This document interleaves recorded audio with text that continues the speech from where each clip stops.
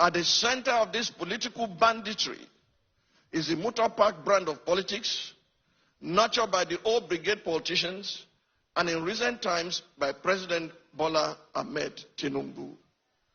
Mr. President, it is through your influence that the Nigerian National Assembly has become a haven for legislative rascality.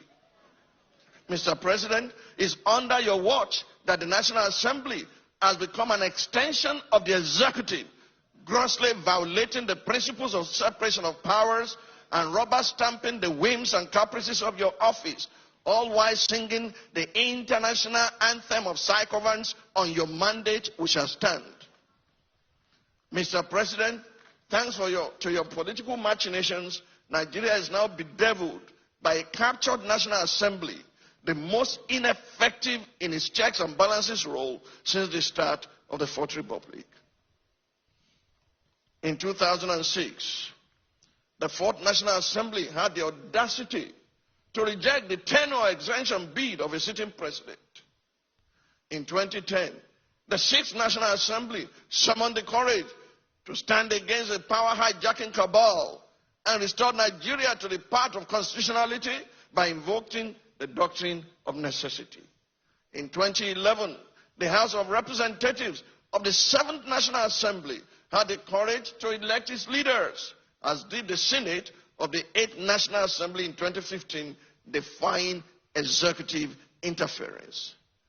This National Assembly, the 10th, has by its unconstitutional endorsement of the President's abuse of powers proven to be the most spineless in our recent history.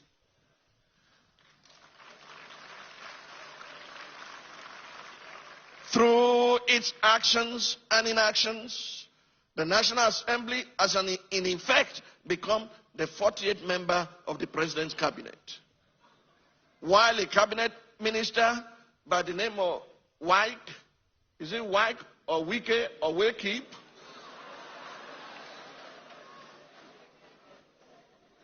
While a cabinet minister has more or less become a third-time state governor in Rivers State, pampered by the indulgences of the president.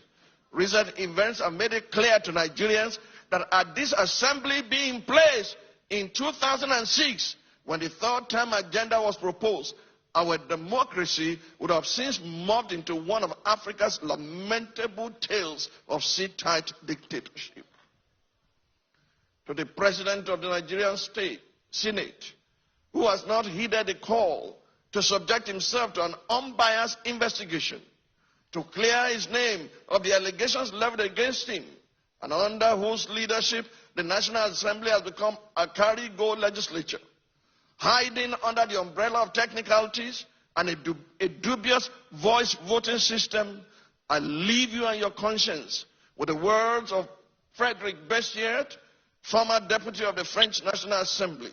He said, and I quote, "When plunder becomes a way of life for a group of men in a society, over the course of time, they create for themselves a legal system that authorizes it and a moral code that glorifies it."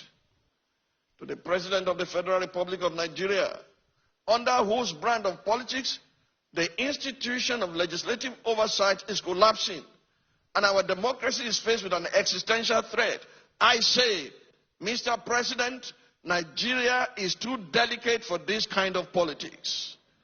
If this state capture was what you meant by a Milokan, it is an anticlimax that can only be counterproductive at the end.